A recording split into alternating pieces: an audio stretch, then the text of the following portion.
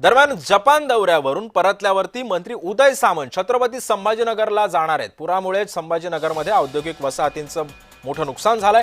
मंत्री उदय सामंत आता याच उद्योग नुकसानीचा सुद्धा आढावा घेणार आहेत।